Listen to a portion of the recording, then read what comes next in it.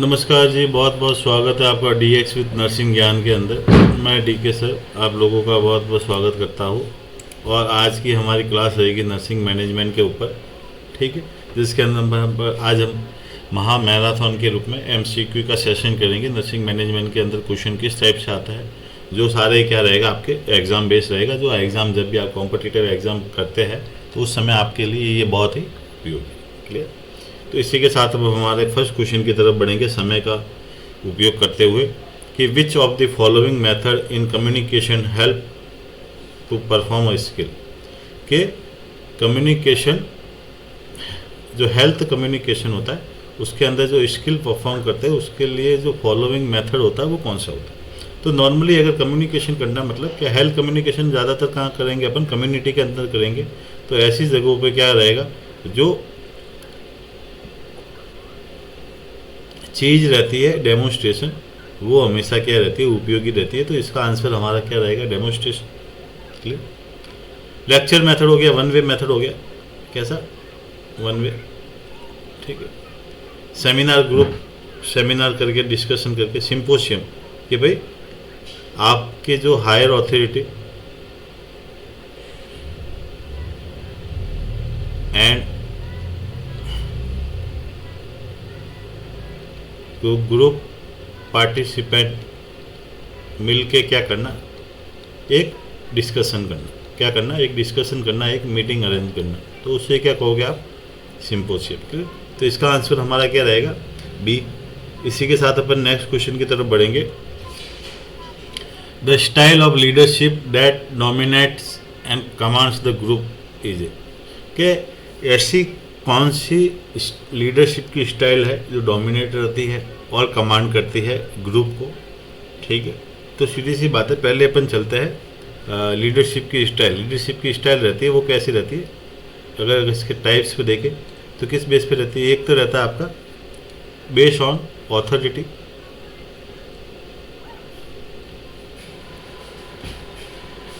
Second में रहता है बेस्ड ऑन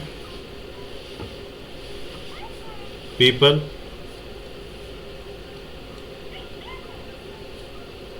कंजप्शन, और थर्ड वन क्या रहेगा, एंटरप्रेन्योरशिप। थर्ड वन क्या रहेगा, एंटरप्रेन्योरशिप। बेस्ड ऑन ऑथोरिटी के हिसाब से रहता है आपका ऑथोरिटेटिव,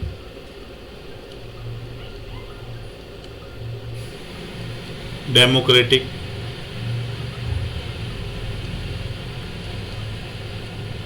लेसेज फेयर, और रहते situation. Based on people assumption के हिसाब से रहते एक्स थ्योरी और वाई थ्योरी, एक्स थ्योरी और वाई थ्योरी। एंटरप्रेन्योरशिप लीडरशिप हो गई, ठीक। तो अपन पढ़ रहे हैं कि कौन से लीडरशिप स्टाइल है वो कमांड करती है ग्रुप को। तो सीधी सी बात है, ऑथोरिटेटिव टाइप की जो लीडरशिप होती है वो हमेशा क्या करती है, केवल लीडर क्या रहेगा इसके अंदर, सुप्रीम रहेगा। लीडर कैसा रहेगा, सुप्रीम रहेगा। लीडर क्या रहेगा, सुप्रीम रहेगा। क्लियर। चलो इसको थोड़ा सा हटा देते हैं ताकि हमें थोड़ा स्पेस मिल जाए।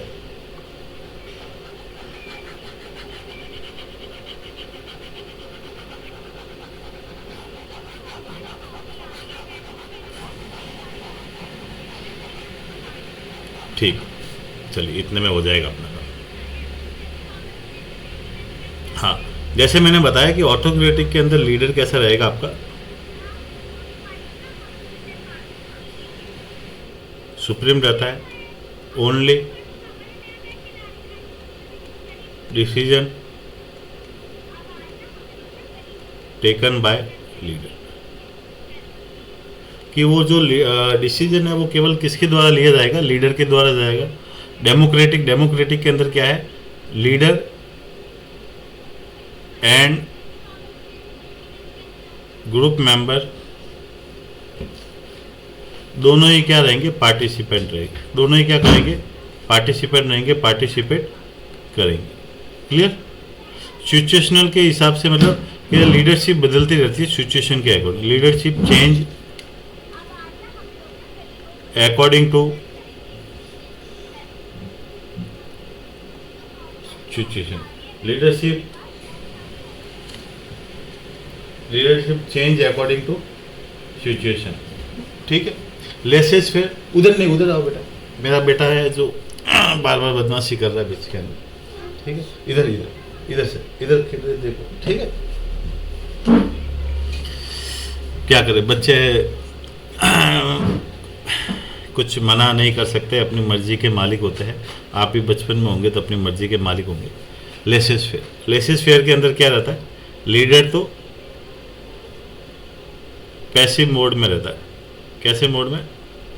पैसिव मोड में। और जो ग्रुप मेंबर है वो कैसे रहेंगे? Active mode. मतलब लीडर के द्वारा फैसला नहीं लिया जाएगा, डिसीजन नहीं लिया जाएगा, ग्रुप मेंबर के द्वारा लिया जाएगा। क्लियर है? तो इसका हमारा आंसर क्या आ गया आपका? Laces fair. जैसा कि मैंने बताया कि अपन अदर जो है उनको भी देखते हुए समझते हुए चलेंगे ताकि आगे अपन को कोई तकलीफ ना हो। ठीक है। False harmful return report is call के गलत घातक लिखना, किसी के बारे में कोई रिपोर्ट लिखना क्या कहलाएगा? ठीक है। तो ये किसकी बात कर रहा है? आपके टॉर्च की बात कर रहा है। पहली बात तो ये किसकी बात कर रहा है? टॉर्च की बात कर रहा है। टॉर्च का मतलब होता है आपका सिविल लॉ।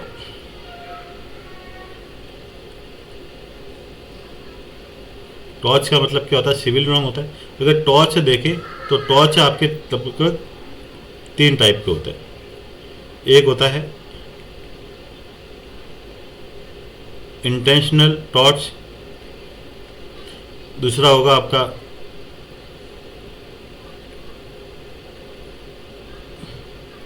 क्वासी इंटेंशनल, और तीसरा होगा नॉन इंटेंशनल। जो इंटेंशनल टॉस होता है उसके अंदर आ जाता है आपका बैटरी, असॉल्ट और false imprisonment. Clear? Quasi intentional के अंदर आ जाएगा आपका इन्वेजनल प्राइवेसी,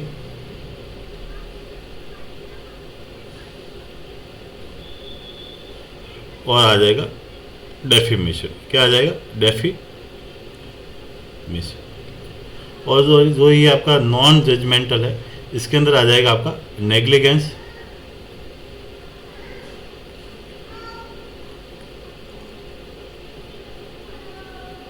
और माल प्रैक्टिस। क्लियर है? तो 3 टाइप के टॉर्च होता है, इंटेंशनल, क्वासी इंटेंशनल और नॉन इंटेंशनल। ठीक है। डेफिमेशन होता है, डेफिमेशन में 2 आ जाते हैं आपके, स्लैंडर और फेलोनी। स्लैंडर और फेलोनी आ जाता है। क्लियर? तो बैटरी का मतलब होता है कि फिजिकल कांटेक्ट करना। क्लियर है? एसोल का मतलब किसी को फिजिकल कांटेक्ट नहीं करना, किसी को डरा के धमका के रखना। फॉल्स इंप्रीमेशन, बिना वजह उसे रोक कर रखना। इन्वेजनल प्राइवेसी, कोई भी उसकी कॉन्फिडेंशियल है उसको क्या करना? ब्रेक कर देना। डेफिमेशन, रेपुटेशन को गिराना, जिसके अंदर स्लैंडर तो होता है, वो किसके द्वारा होता है? 2 आता है आपके, एक तो होता है स्लैंडर और एक होता है फेलोनी। ठीक है। तो स्लैंडर का मतलब रहता है कि स्पीच के द्वारा किसी की रेपुटेशन को क्या करना? डिक्रीज करना। और फेलोनी का मतलब होता है लिख कर। कैसे? लिख कर किसी की रेपुटेशन को क्या करना? डिक्रीज करना। तो हमारे यहाँ पे क्वेश्चन क्या था? False harmful return report is called. ठीक है। जो फॉल्स हार्मफुल रिटर्न रिपोर्ट है उसे क्या कहोगे अपन? तो उसे कह गए अपन, जैसा कि मैंने बताया स्लैंडर का मतलब होता है स्पीच के द्वारा, तो यहाँ पे लिखा हुआ है कि रिटर्न के द्वारा, तो रिटर्न के द्वारा तो हमारा आंसर क्या रह जाएगा आपका? फेलोनी। क्या रहेगा? फेलोनी। क्लियर है? तो इसी के साथ में अपन नेक्स्ट क्वेश्चन की तरफ बढ़ते हैं। तो नेक्स्ट क्वेश्चन है हमारा, checking the equipment and supply periodically is known as. कि इक्विपमेंट और उसके सप्लाई को लगातार पीरियडिकली, ठीक है, समय अनुसार उसे चेक करना क्या कहलाएगा? तो ऐसी चीज़ क्या कहलाएगी भाई? आइटम एनालिसिस का मतलब तो क्या हो गया? चीज़ों को सेग्रीगेट करना,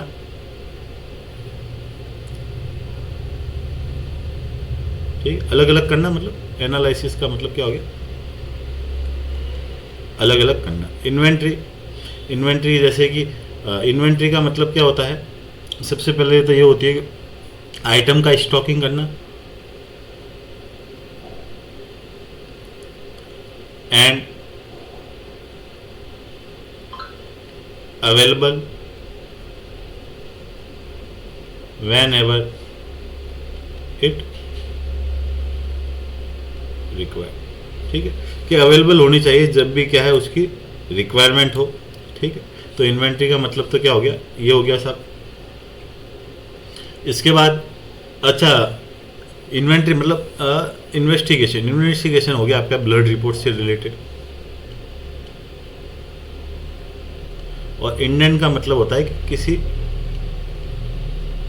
आइटम को क्या करना? परचेज करना या फिर क्या करना? इंडेंट करना। ठीक, तो ये चीज़ें हो गई। तो सीधी सी बात है कि इसमें क्या क्या पूछा है कि भाई checking the equipment supplies and periodically. ठीक है, तो इक्विपमेंट की जब स्टॉकिंग आप आइटम करोगे, जब आपको ज़रूरत होगी, ठीक है, तो आइटम को रिक्वायर्ड जब होगी तब उस समय अवेलेबल होनी चाहिए। कैसे अवेलेबल होगी? उस इक्विपमेंट को चेक करोगे आप टाइम टू टाइम, और सप्लाई को देखो कि बराबर आ रही है कि नहीं आ रही। तो इसका आंसर आपका क्या रहेगा? बी। क्या आंसर रहेगा जी? बी। तो बी हमारा क्या है? सही आंसर है। क्लियर? इसी के साथ अपन नेक्स्ट क्वेश्चन की तरफ बढ़ते हैं। तो नेक्स्ट क्वेश्चन जी हमारा ये है, characteristics of good reporting include as a, कि क्या क्या कैरेक्टरिस्टिक्स है अपने, क्या कैरेक्टरिस्टिक्स है गुड रिपोर्टिंग के। ठीक है, तो गुड रिपोर्टिंग हमेशा फैक्ट के आधार पे रहती है, जैसा कि अपन समझते हैं। तो ये तो आंसर सही है।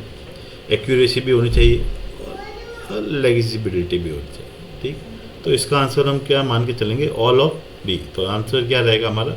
ऑल ऑफ बी रहेगा। एक अच्छी रिपोर्टिंग के लिए ये तीनों ही चीज़ें उसके अंदर आवश्यक रहती है। क्लियर? इसी के साथ अपन नेक्स्ट क्वेश्चन की तरफ बढ़ेंगे। The theory X and Y theory is management was propose by. तो किसने दिया था एक्स वाई थ्योरी? भाई सीधी सी बात है, विलियम, ये आपके साइंटिफिक थ्योरी के अंदर उसमें नहीं आता है। क्लियर? फ्रेडरिक टेलर ये भी नहीं रहेगा, मैरी फॉलेट नहीं रहेगा। फ्रेडरिक टेलर ने कौन सी थ्योरी दी थी जी? फ्रेडरिक टेलर ने दी थी साइंटिफिक मैनेजमेंट थ्योरी। कौन सी दी थी? Scientific management theory. ठीक है, साइंटिफिक मैनेजमेंट थ्योरी दी थी। और जो एमसी ग्रियर थे उन्होंने कौन सी थ्योरी दी थी? X Y theory. ठीक है, एक्स वाई थ्योरी। तो आंसर तो क्या हो गया आपका? McGregor X Y theory का। अच्छा, एक्स थ्योरी क्या है और वाई थ्योरी क्या है? एक्स थ्योरी रहती है आपका ऑथोरिटेटिव टाइप की। कैसी? ऑथोरिटेटिव। क्लियर? और जो वाई थ्योरी रहती है वो रहती है पार्टिसिपेटिव। क्लियर? वाई थ्योरी कैसे रहेगी आपकी? पार्टिसिपेटिव टाइप की रहेगी। मतलब ऑथोरिटेटिव मतलब वही जैसे हिटलर टाइप की पर्सनैलिटी हो गई, काम करवाना है, लीडर सुप्रीम रहेगा। पार्टिसिपेटिव में लीडर और ग्रुप मेंबर है, दोनों ही क्या करेंगे? साथ मिलके काम करेंगे। क्लियर? इसी के साथ में अपन नेक्स्ट क्वेश्चन की तरफ बढ़ेंगे। Scientific management theory was develop by. इससे पहले क्वेश्चन था हमारा, हमने देखा था ऑप्शन के अंदर, एमसीक्यू के अंदर।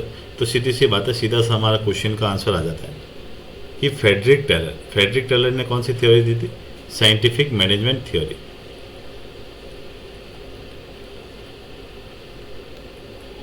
थ्योरी किसने दी थी? फ्रेडरिक टेलर ने।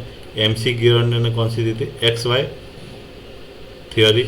और मैक्स वेबर ने दी थी आपकी ब्यूरोक्रेटिक थ्योरी। Bureaucratic theory. ठीक है, इसे अपन फादर ऑफ मॉडर्न सोशियोलॉजी भी कहते हैं। Father of modern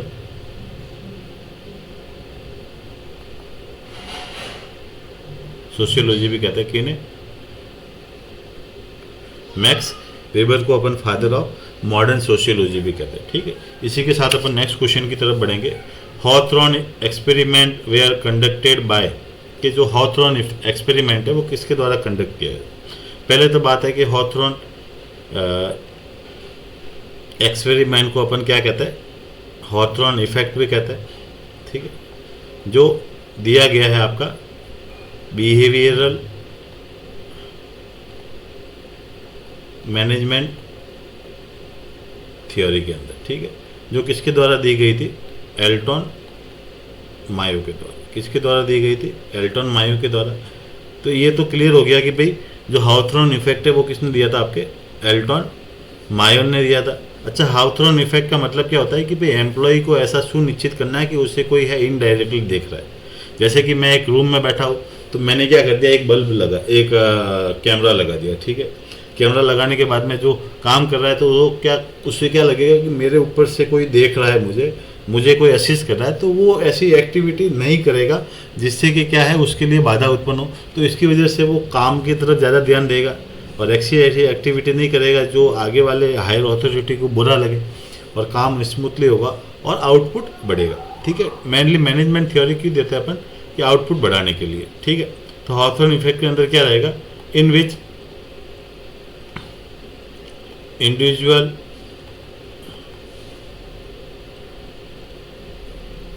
aware about that someone watching him indirectly. तो ऐसा इसके मन में आएगा तो फिर वो चीज़ें क्या होती है कि वो सोचेगा कि नहीं, मुझे ये चीज़ें नहीं करनी, अगर मैं करूँगा तो मुझे कोई ऑब्जर्व कर रहा है, मतलब वो अपना काम है वो सही तरीके से कर सकेगा। क्लियर है। तो जिससे सही तरीके से पूरा समय वो अपने ड्यूटी का समय किसको देगा, उस चीज़ को देगा। तो इसकी वजह से क्या बढ़ेगा, आउटपुट। क्या बढ़ेगा, आउटपुट बढ़ेगा एक ऑर्गेनाइजेशन का। एक ऑर्गेनाइजेशन की क्या बढ़ेगी, प्रोडक्टिविटी बढ़ेगी, या प्रोडक्टिविटी क्या रहेगी, इम्प्रूव रहेगी। क्लियर। तो ठीक है, तो हमारा आंसर क्या रहेगा, एल्टन मायो। इसी के साथ में अपन नेक्स्ट क्वेश्चन की तरफ बढ़े। With reference to element of administration POSDCORB stand for. पहले तो बात है कि एडमिनिस्ट्रेशन, ठीक है, एडमिनिस्ट्रेशन किसने दिया था,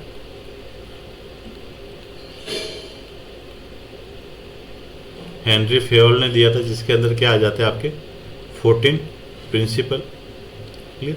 उसी के अंदर आता है आपका पोस्ट कॉर्प, जो दिया था आपके लूथर गुलिक ने। किसने दिया था, लूथर गुलिक ने दिया था। क्लियर। कि एक ऑर्गेनाइजेशन को चलाने के लिए किन किन चीज़ों की ज़रूरत रहती है। तो सीधी सी बात है, P4 प्लानिंग तो हो गया, प्लानिंग इसमें भी है, प्लानिंग इसमें भी है। O से होता है ऑर्गेनाइजिंग,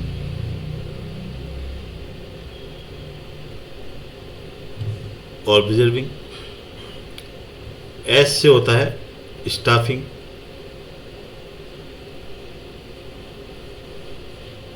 D से होता है डायरेक्टिंग, CO से होता है कंट्रोलिंग, R से होता है रिपोर्टिंग, और फिर क्या हो जाता है, बजटिंग। तो इसके अंदर क्या था, ये सारी चीज़ें बराबर है, बाकी ऑर्गेनाइजिंग नहीं होता है, ऑब्जर्विंग होता है।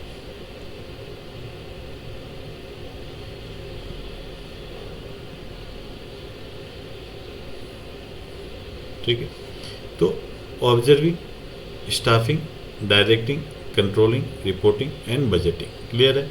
और planning, organizing, staffing, directing, coordinating, reporting, दोनों चीज़ों में अंतर क्या है, ऑब्जर्विंग और ऑर्गेनाइजिंग। तो हमारा जो पोस्ट कॉर्प रहता है, बाकी सारी चीज़ें देखिए सब दोनों में सेम है। ठीक है। तो हमारा जो पोस्ट कॉर्प रहता है उसके अंदर P का मतलब प्लानिंग होता है, O का मतलब होता है organising.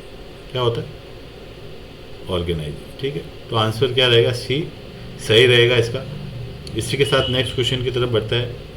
Mister Anoop is a person who has natural dislike for work. Mister Anoop है जो क्या है, नेचुरल तरीके से उस काम को डिसलाइक करता है। ही अवॉइड रेस्पॉन्सिबिलिटी, रेस्पॉन्सिबिलिटी को अवॉइड कर रहे हैं।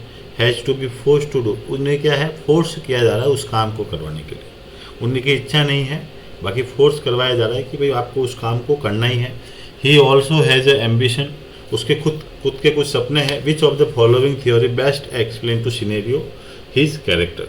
ठीक है। तो सीधी सी बात है, अपन ने देखा था कि भाई एक्स थ्योरी कैसी, वाई थ्योरी कैसी रहती है, पार्टिसिपेटिव, ग्रुप मेंबर और लीडर दोनों ही क्या करेंगे, साथ में मिलकर काम करेंगे, और एक्स थ्योरी रहेगी आपकी ऑथोरिटेटिव, जिसके अंदर लीडर कैसा रोल निभाएगा, सुप्रीम रोल निभाएगा कि उसे किसी से कोई मतलब नहीं है, उसे काम करवाना ही है, has to be force. Leader को किसी से कोई मतलब नहीं है, उसे अपने काम से मतलब है। तो आंसर क्या रहेगा हमारा, एक्स थ्योरी। इसी के साथ अपन नेक्स्ट क्वेश्चन की तरफ बढ़ेंगे। Miss Renuka CSC head nurse. Miss Renuka क्या है, CSC की हेड नर्स है। Is highly motivated to work के प्रति ज़्यादा ही मोटिवेट है। She will take responsibility it also very open and will make changes if necessary. Responsibility लेती है बिल्कुल ही ओपन ही तरीके से, और चेंज करती है अगर ज़रूरत है तो, ठीक है। She needs very little, no direction, will work on her own. Which of the following theories best describe her character, ठीक है।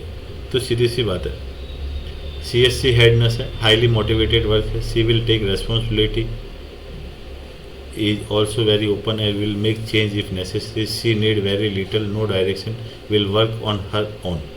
अपने हिसाब से काम करेगी। तो सीधी सी बात है, कैसी आ गई आपकी ऑथोरिटेटिव, ठीक है। अब लीडर कैसे काम करेगा, अपने हिसाब से काम करेगा, अपने हिसाब से चीज़ों को सुधारेगा। इसी के साथ नेक्स्ट क्वेश्चन की तरफ हम हमारे बढ़ते हैं।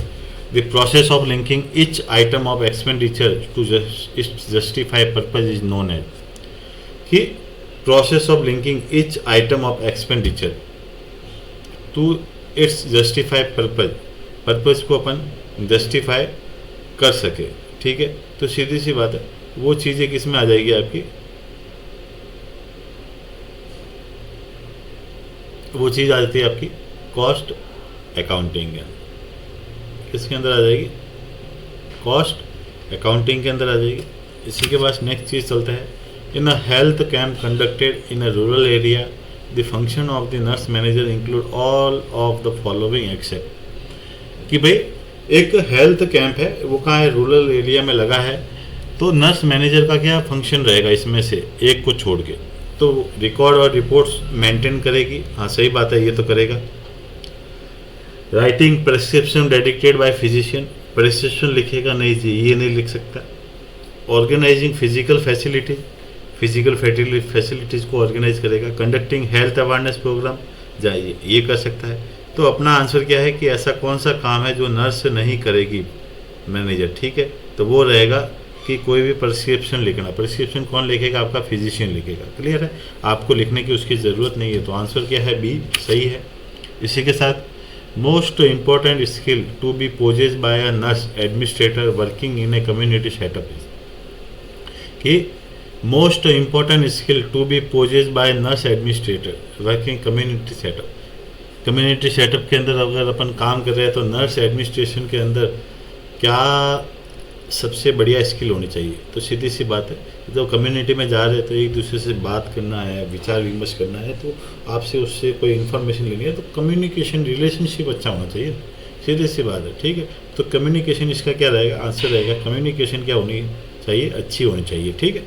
इसी के बाद में नेक्स्ट क्वेश्चन की तरफ, the most important skill required for managing an institution is a, कि एक इंस्टीट्यूट को मैनेज करने के लिए सबसे इम्पोर्टेंट रिक्वायरमेंट क्या रहती है। तो सीधी सी बात है, अगर कोई सही वे के अंदर उसे दिशा नहीं बताई जाए तो एक इंस्टीट्यूट नहीं चलेगा, वो मैनेज नहीं हो पाएगा। तो सबसे इम्पोर्टेंट रहती है डायरेक्टिंग। डायरेक्ट करना क्या रहता है, सबसे इम्पोर्टेंट स्किल रहती है। क्लियर। इसी के साथ में नेक्स्ट क्वेश्चन की तरफ बढ़ेंगे। A type of patient care assignment which require gives complete nursing care to a specific number and category of patient during the schedule duty hours is known है, कि एक पेशेंट केयर असाइनमेंट बना है जिसको complete care दी जा रही है specific number के अंदर, कैटेगरी के अंदर, ड्यूरिंग शेड्यूल ड्यूटी हावर, अपने ड्यूटी हावर्स के अंदर। तो सीधी सी बात है, जो ड्यूटी हावर रहता है, ड्यूटी हावर मतलब कैसा मेथड हो गया, शिफ्टिंग मेथड भी हो गया, कि भाई अपनी शिफ्ट में जो भी अपना काम आया वो अपन करके जाएंगे, ठीक है। शिफ्टिंग मेथड भी अपन इसे कह सकते हैं। तो ऐसी केयर को क्या कहोगे आप? Individual care assignment. क्या नाम आ जाएगा? Individual care assignment. इसी के साथ अपन नेक्स्ट क्वेश्चन की तरफ बढ़ते हैं। Universal precaution include. Universal precaution किसके लिए की जाती है? मेंटेन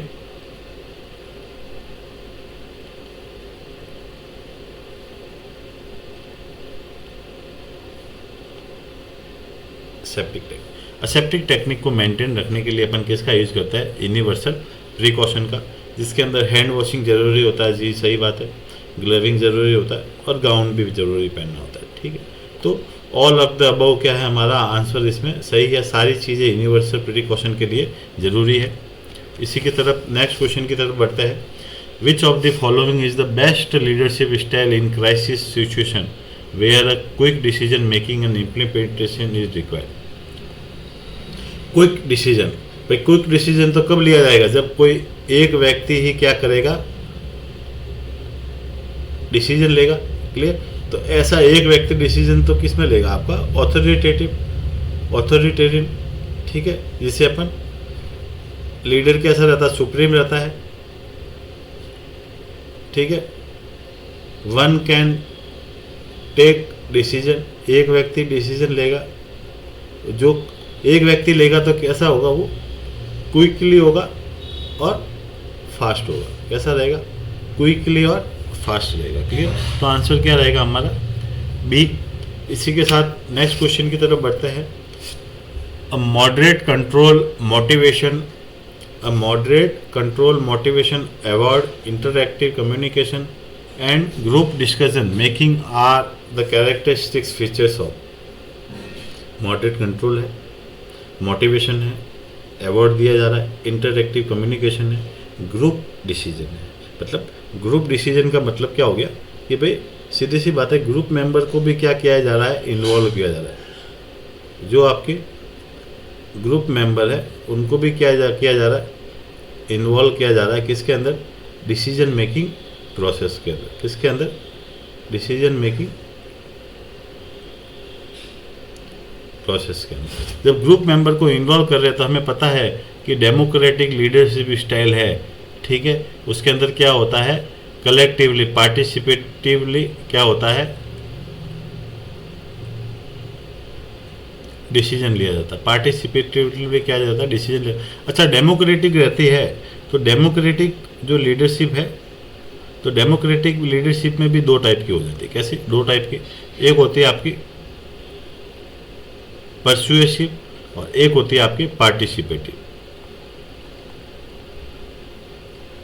ठीक है, परसुएसिव के अंदर क्या आएगा? Leader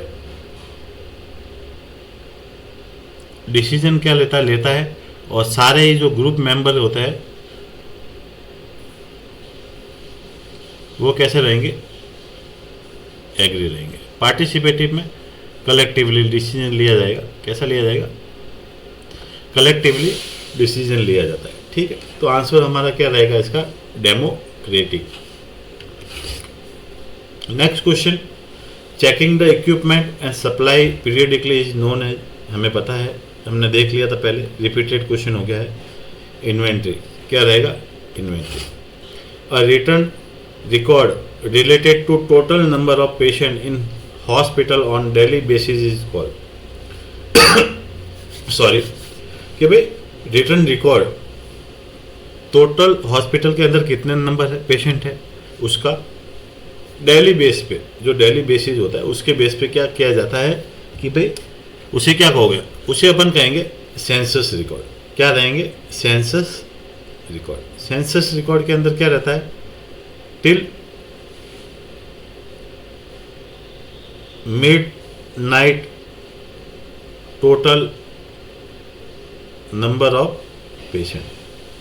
total number of patient को क्या कहोगे आप? सेंसस कहोगे। एनेक्डोट्स क्या होता है कि भाई किसी स्टाफ के ऊपर ऑब्जर्वेशन करना है। कोई ऐसी कोई कंडीशन आपके हॉस्पिटल में आ गई है कि कोई क्राइसिस आ गया है कि कोई ऐसी मास कैजुअलिटी आ गई है, तो उस समय किसी स्टाफ को ऑब्जर्व करना। ऑब्जर्व करके क्या करना? उसके ऊपर एक ब्रीफ डिस्क्रिप्शन करना। उसे क्या कहेंगे अपन? एनेक्डोट्स। उसे क्या कहेंगे? एनेक्डोट्स। क्लियर है? इसी के साथ नेक्स्ट क्वेश्चन की तरफ बढ़ेंगे। The professional body that is responsible for control and maintenance of standard of nursing in India. India के अंदर नर्सिंग को कौन कंट्रोल करेगा भाई साहब?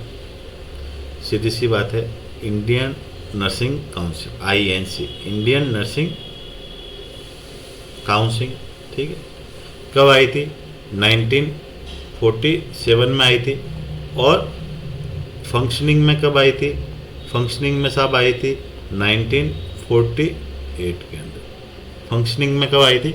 1948 के अंदर आई थी। Train nurses association of India, ये नर्सेज वेलफेयर के लिए काम करता है। किसके लिए? नर्सेज वेलफेयर के लिए काम करेगा। कब आई थी? 1908 में। कब आई थी?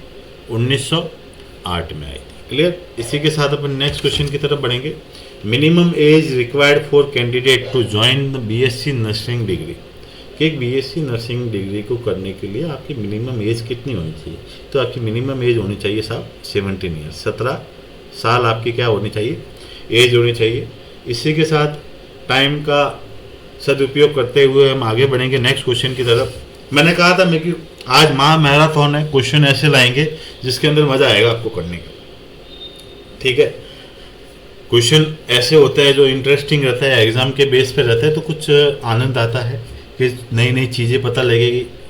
मैं ये नहीं कहता कि मैं ही सारा मैटर दूंगा, ठीक है, कहीं से भी पढ़िए, बाकी थोड़ा सा एक्टिव होके ओरिएंटेटेड होके पढ़ेंगे तो क्या रहेगी, चीज़ें याद रहती है। ठीक है, केवल ऐसे पर्पज से नहीं कि भाई हाँ हमने निकाल दिया, केवल विजुअलाइज कर दिया। अगर आप क्लास को स्टार्ट करते हैं तो स्टार्टिंग से लगा के एंड तक आराम से देखिए, ताकि पता लगे कि भाई अंदर से क्या कहा जा रहा है।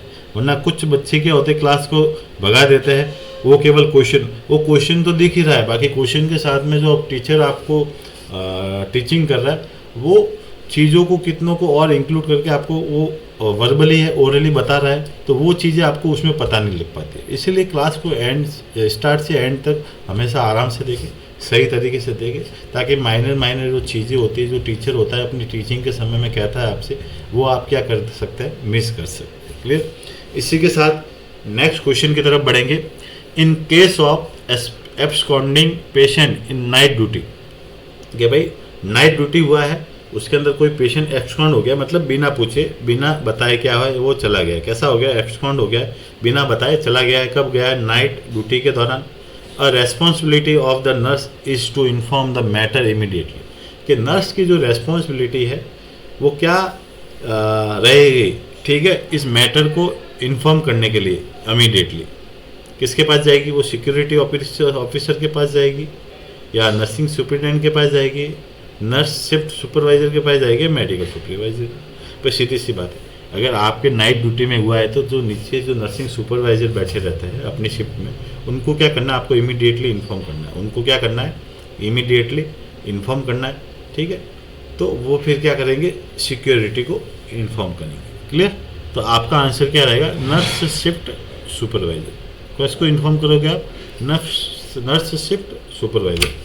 इसी के साथ नेक्स्ट क्वेश्चन की तरफ बढ़ेंगे। A method of negotiation in which employee use authorized union representative to engage in talks with authority is known as।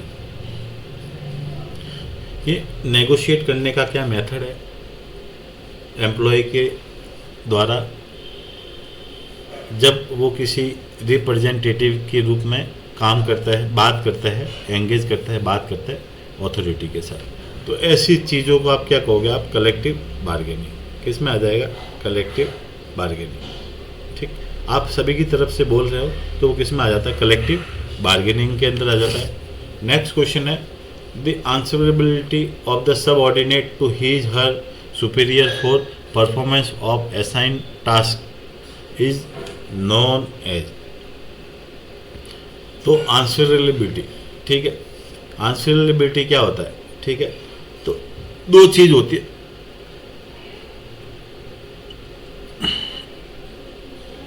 Accountability and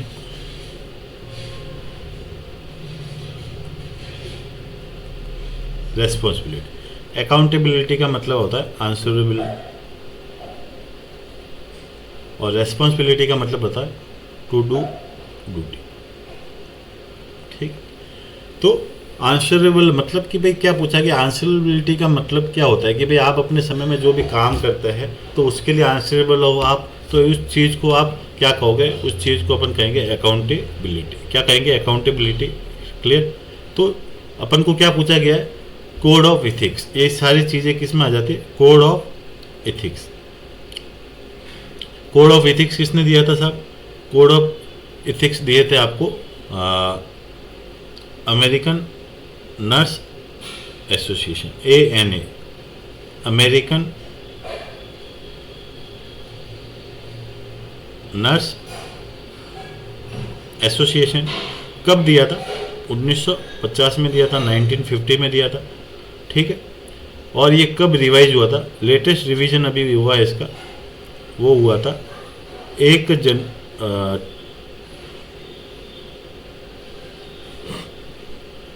29 जनवरी 2025 में। कब हुआ था? 29 जनवरी 2025 में हुआ था। इससे पहले कब हुआ था? इससे पहले हुआ था 2015 में हुआ था। ठीक है। एक ऑर्गेनाइजेशन को चलाने के लिए कुछ रूल्स एंड रेगुलेशन बनाया जाता है। कोड ऑफ एथिक्स का मतलब क्या होता है? Rules and regulation. ठीक है। एक ऑर्गेनाइजेशन को चलाने के लिए इन चीज़ों की क्या होती है? आवश्यकता होती है। ठीक है। तो क्या आंसर रह गया हमारा? अकाउंटेबिलिटी। ठीक है। इसी के साथ नेक्स्ट क्वेश्चन की तरफ बढ़ते हैं। Which of the following is an Indian health care accrediting agency? Indian health care accrediting agency मतलब एक्रीडेशन का मतलब होता है ऑडिट करना। ऑडिट करके क्या करना? क्वालिटी देखना, स्टैंडर्ड ऑफ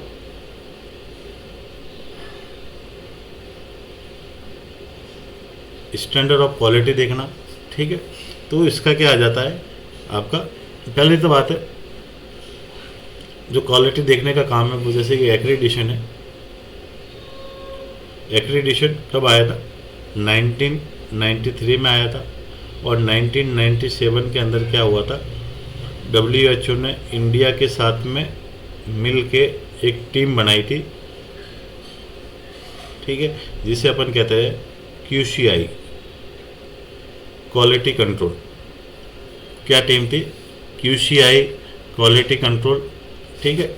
और 2006 के अंदर फर्स्ट आया था NABH।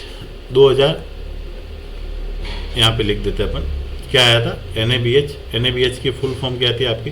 National accreditation board for hospital and health care delivery system या हेल्थ केयर प्रोवाइडर आप कह सकते हैं। 2007 में मिम्स हॉस्पिटल था जो क्या था? फर्स्ट NABH हॉस्पिटल था। मिम्स हॉस्पिटल था जो क्या था? फर्स्ट NABH हॉस्पिटल था। मिम्स की अगर फुल फॉर्म देखी जाए तो मिम्स की फुल फॉर्म रहेगी आपकी मालाबार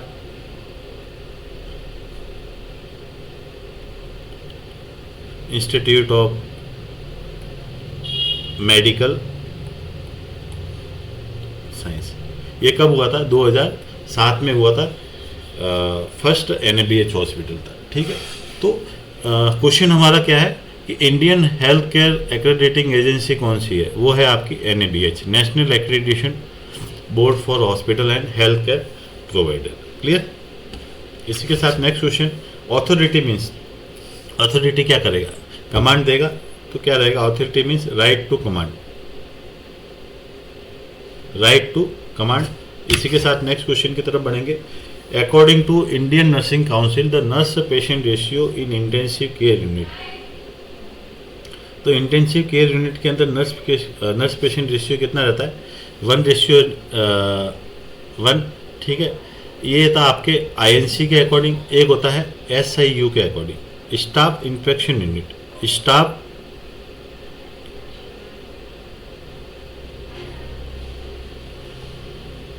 यूनिट जो कब दिया था? 1992 के लगभग, 1992 के लगभग दिया था।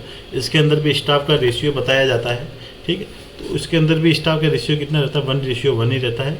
और INC के अकॉर्डिंग भी कितना रेशियो रहता है? 1:1 ही रहता है। तो आंसर हमारा क्या रहेगा? आपका A सही है। इसी के साथ नेक्स्ट क्वेश्चन की तरफ बढ़ेंगे।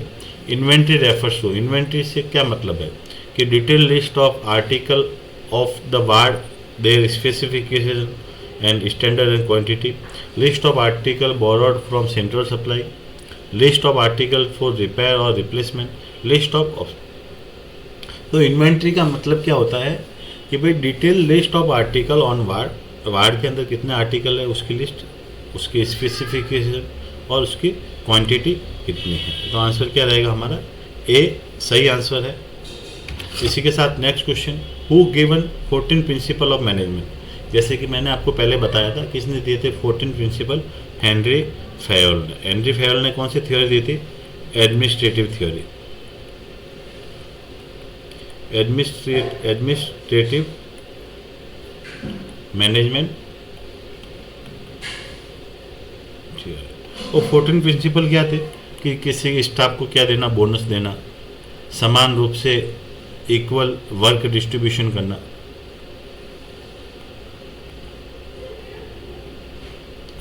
ठीक है, इक्वल वर्क डिस्ट्रीब्यूशन करना, ये सारी चीज़ें क्या थी इसके अंदर आती है आपके 14 प्रिंसिपल के अंदर। इसी के साथ अपन नेक्स्ट क्वेश्चन की तरफ बढ़ेंगे। First contact of patient with hospital is usually with. जो पेशेंट का जो फर्स्ट कॉन्टैक्ट होता है वो हॉस्पिटल में सबसे पहले किसके साथ में होगा, नर्सिंग इंफॉर्मेशन डिपार्टमेंट। भाई नर्सिंग इंफॉर्मेशन डिपार्टमेंट के साथ में होगा, वहाँ पे तो बाद में आता है भाई अकाउंट डिपार्टमेंट। अकाउंट तो जब सारा ट्रीटमेंट हो जाने के बाद में जब पैसा बढ़ने की बात आएगी तब आएगा। एडमिशन डिपार्टमेंट, हाँ एडमिशन डिपार्टमेंट कह सकते हैं कि भाई पेशेंट क्या है सीधे जाते ही क्या है एडमिशन से जुड़ेगा। और एडमिशन डिपार्टमेंट के अंदर एक मिनट, मेरा बेटा आ गया, क्या हुआ बेटू, मम्मू खाना है, चलो मम्मू खाओ, ठीक है।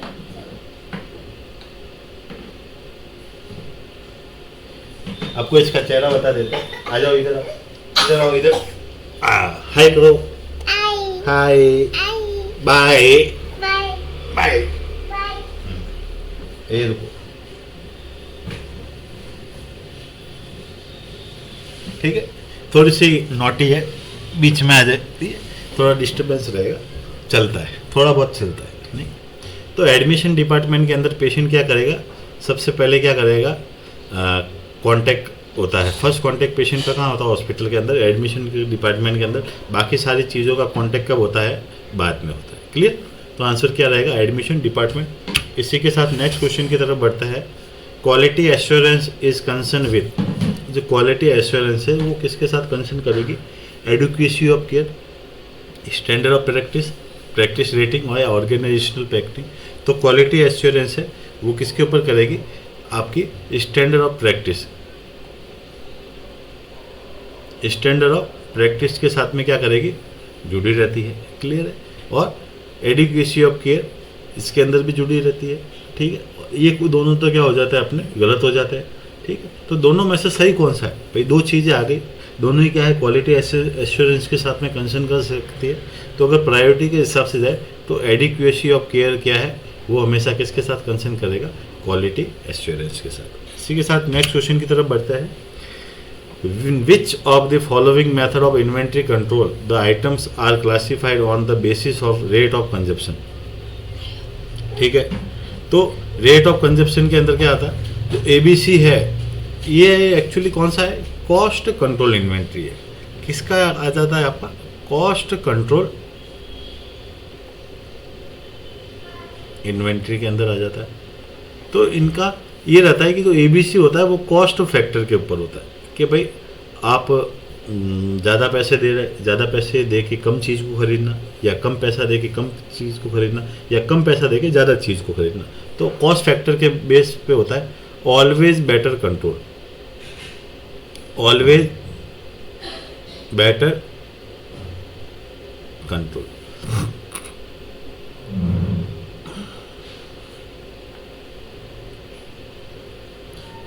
थोड़ा इसको अपन हटा देते हैं।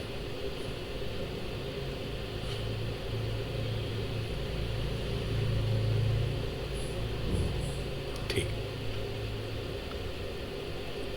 हाँ जी, क्या चल रहा था अपन, ऑलवेज बेटर कंट्रोल। ये होता है आपका कंजप्शन रेट पे। किस पे रेट पे, कंजप्शन के ऊपर होता है।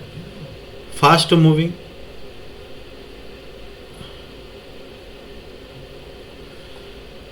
स्लो मूविंग, और क्या रहेगा, नॉन मूविंग। क्लियर? ये रहता है आपका हाई रेट,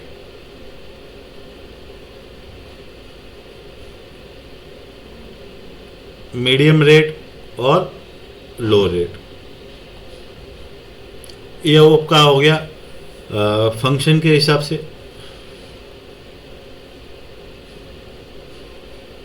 या फिर कह सकते हैं क्रिटिकेबिलिटी के हिसाब से। तो इसके अंदर क्या रहेगा? वाइटल,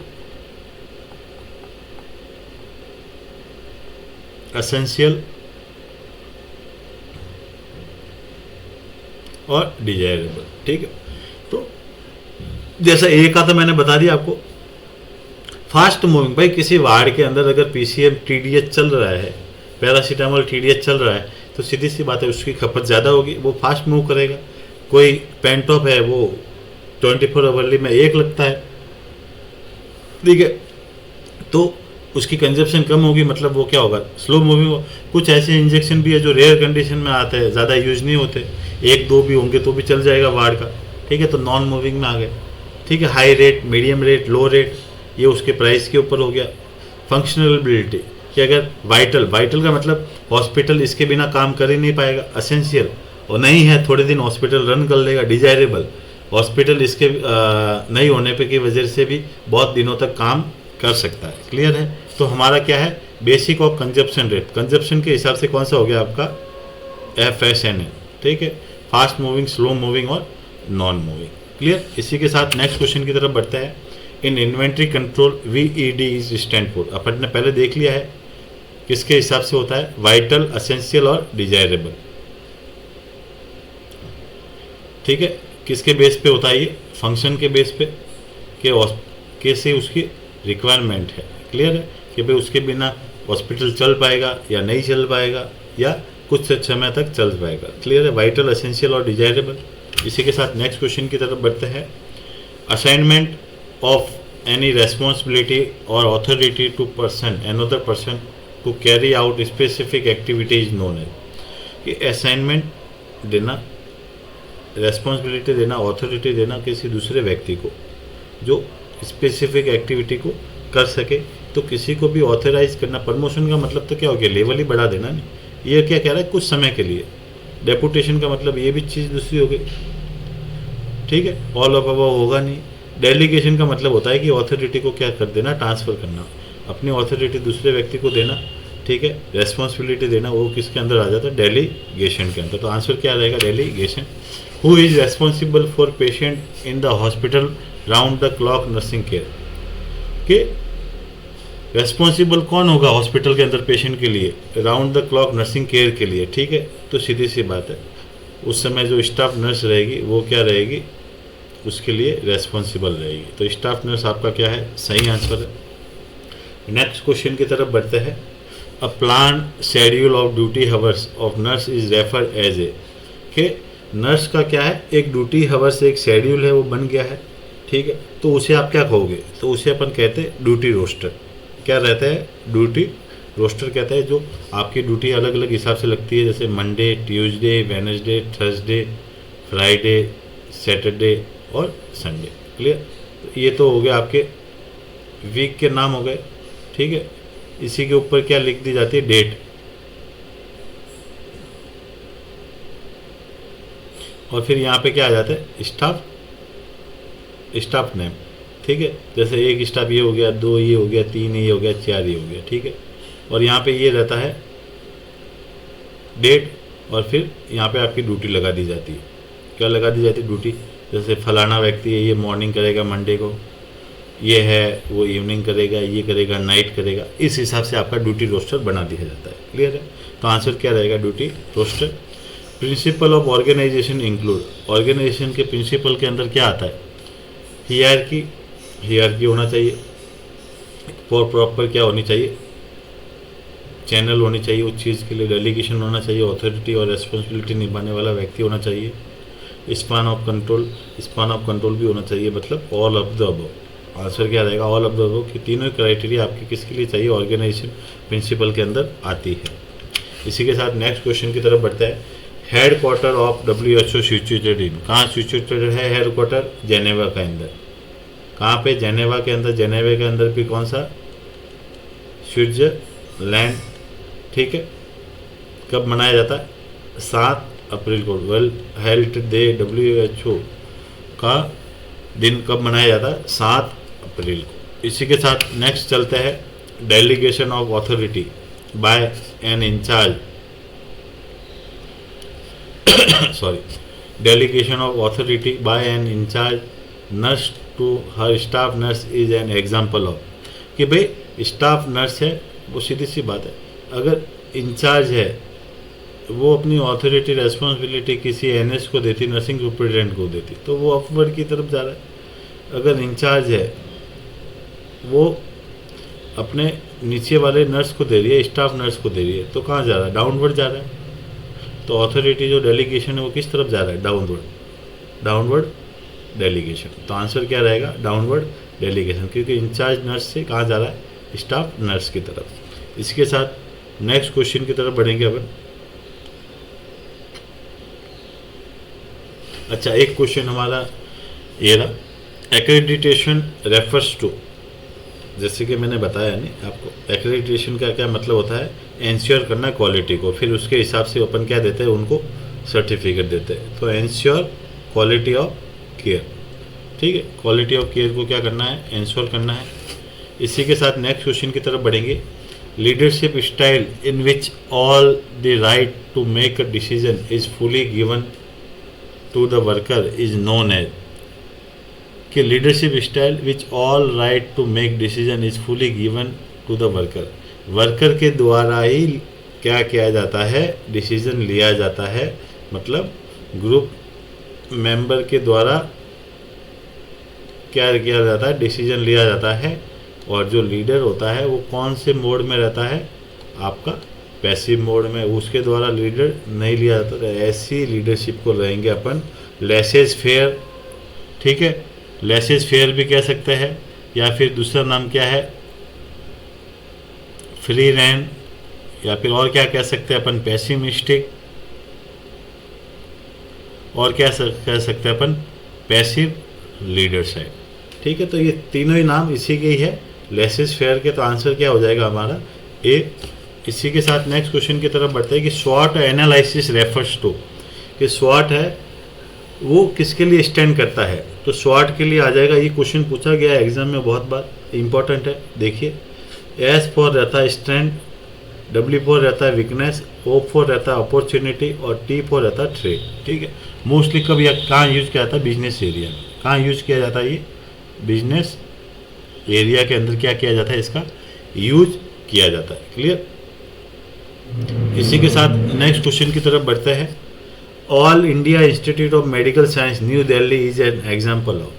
तो एम्स कैसा है कि जहाँ पे मेडिकल एजुकेशन भी क्या किया जाता है?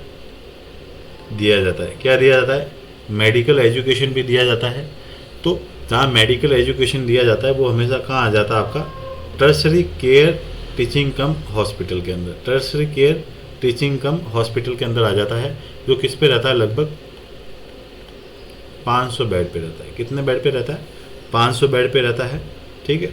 जनरल हॉस्पिटल में आपको कौन सी सेवाएं दी जाती है? मेडिकल एंड सर्जिकल केयर दी जाती है। स्पेशलाइज हॉस्पिटल के अंदर जैसे कि कोई ENT का हॉस्पिटल हो गया या कोई कार्डियो हॉस्पिटल हो गया, जो क्या कर रहा है? स्पेशल केयर प्रोवाइड आपको क्या कर रहा है? प्रोवाइड करवा रहा है। कॉरपोरेट हॉस्पिटल हो गया, जो किसके द्वारा रन होता है? कोई बिजनेस टीम के द्वारा। बिजनेस टीम के द्वारा क्या होता है? वो रन होता है कॉरपोरेट हॉस्पिटल। ठीक है, तो एग्जाम आंसर क्या आ जाएगा अपना? Tertiary care teaching cum research hospital. इसी के साथ नेक्स्ट क्वेश्चन है, the process to decide whether the functioning of an organization is good और बैड इज नोन एज, कि आपकी ऑर्गेनाइजेशन को या तो गुड देगा या बैड देगा। तो ऐसा कब पॉसिबल है? जब भी क्या हो? ऑडिट हो। जब भी क्या हो? ऑडिट हो। या तो सर्विस अच्छी है या फिर क्या है? गंदी है। तो ऑडिट के दौरान ये सब क्या होता है? फाइनलाइज होता है। The professional body responsible for recognition and monitoring of nursing college in India. India के अंदर नर्सिंग कॉलेज में कौन मॉनिटर करेगा? क्लियर है? तो कौन मॉनिटर करेगा जी? आईएनसी। आईएनसी क्या कंडक्ट करवाती है? इंस्पेक्शन। क्या कंडक्ट करवाएगी? इंस्पेक्शन कंडक्ट करवाती है। और क्या कंडक्ट करवाएगी जी? और जो भी है एग्ज़ाम कंडक्ट करवाती है, ठीक है। और क्या करवाएगी? और ये जो एनआरआई होते हैं उनको क्या प्रोवाइड करवाती है? रजिस्ट्रेशन। एनआरआई मतलब non residents of India. Clear? इसी के साथ में नेक्स्ट क्वेश्चन की तरफ बढ़ेंगे। The professional body responsible for recognition and monitoring nursing college. वही सेम आ गया, रिपीटेड क्वेश्चन हो गया है, बी आंसर रहेगा। As per INC general ward, INC के हिसाब से, इंडियन नर्सिंग काउंसिल के हिसाब से जो नर्स पेशेंट का रेशियो रहता है वो जनरल हॉस्पिटल के अंदर कितना रहेगा? वो रहेगा आपका 1:5। अच्छा, जो टीचिंग हॉस्पिटल होता है जहाँ मेडिकल एजुकेशन दिया जाता है वहाँ वार्ड के अंदर जो रेशियो रहता है वो रहता है 1:3 प्लस 30% क्या रहता है? रिजर्वेशन। 30% क्या रहेगा? रिजर्वेशन। अगर कोई छुट्टी पे चला जाता है तो 1-2 स्टाफ क्या रहते हैं? एक्स्ट्रा रहते हैं। नॉन टीचिंग, नॉन टीचिंग मतलब जहाँ मेडिकल एजुकेशन नहीं दिया जाता वहाँ पे वार्ड के अंदर रेशियो रहता है 1:5 प्लस 30% रिजर्वेशन। वही अगर स्पेशल वार्ड आ जाता है, कौन सा? स्पेशल वार्ड आ जाता है तो वहाँ रेशियो रहता है 1:4। क्लियर है? तो इस चीज़ को क्या करना है? याद रखना है आपको। क्लियर? तो नेक्स्ट क्वेश्चन, तो आंसर क्या रहेगा? 1:5। नेक्स्ट क्वेश्चन है, when comparing the characteristics of a leader and manager, the manager does not have. Manager है पे सीधी सी बात है, मैनेजर है तो क्या करेगा? मैनेज करेगा। मैनेजर क्या करता है? मैनेज करता है किसको? टाइम, वर्क एंड मटेरियल, जिससे क्या हो सके? Increase output. तो फॉर्मल अथॉरिटी तो है इसके हिसाब से, सबऑर्डिनेट भी है, रेस्पॉन्सिबिलिटी भी है कि भाई क्या है, उसको क्या बढ़ाना है? आउटपुट बढ़ाना है। फॉलोवर्स हमेशा मैनेजर के पास में नहीं रहते। फॉलोवर्स किसके पास में रहेंगे? आपके लीडर के पास। क्योंकि फॉलोवर्स कौन है? वो व्यक्ति जो ग्रुप मेंबर है, जो क्या करता है? फॉलो करता है किसी व्यक्ति को उसकी पर्सनैलिटी के अकॉर्डिंग, तो उसे क्या कहोगे आप? लीडर। तो फॉलोवर्स हमेशा लीडर के पास रहते हैं, मैनेजर के पास नहीं रहेंगे। तो आंसर सी क्या है? इसका सही आंसर है। तो नेक्स्ट क्वेश्चन की तरफ बढ़ता है, which of the following is not a role of supervisor. Supervisor का रोल क्या नहीं है इसके अंदर? इन्फॉर्म करना एम्प्लॉय को रिगार्डिंग पॉलिसीज़ के बारे में, जो भी ऑर्गेनाइजेशन की पॉलिसीज़ है उसके बारे में इन्फॉर्म करना जी ज़रूरी। हाँ, इन्फॉर्म करेंगे अपन। एम्प्लॉय को ट्रेन करना, हाँ ये भी आ गया। जूनियर्स के लिए मेंटर्स का काम करना, वो भी आ गया। ऑथोरिटेटिव, ऑथोरिटेटिव क्या आ जाता है? एक लीडर का काम आ जाता है। किसके अंदर आ जाती है? एक लीडरशिप वाली क्या आ जाती है? स्टाइल आ जाती है। कैसी आ जाती है? लीडरशिप वाली स्टाइल आ जाती है। ठीक है, तो ऑथोरिटेटिव किसका काम नहीं है? सुपरवाइजर का काम नहीं है। उसी के साथ नेक्स्ट क्वेश्चन है, cost covering the salary of the staff and machinery equipment in. कि जो कॉस्ट कवरिंग होती है स्टाफ की सैलरी और मशीनरी इक्विपमेंट, मतलब कि भाई सीधी सी बात है, 2 प्रकार के कॉस्ट होते हैं। एक होता है डायरेक्ट और एक होता है इनडायरेक्ट कॉस्ट। डायरेक्ट कॉस्ट जो दिखने वाला है, जो सामने से पता लग जाएगा हाँ इतना खर्चा लग रहा है, स्टाफ की सैलरी हो गई, ठीक है, कोई इक्विपमेंट खरीद रहे हो, वो सारी चीज़ें। ठीक है, indirect cost long term patient stay,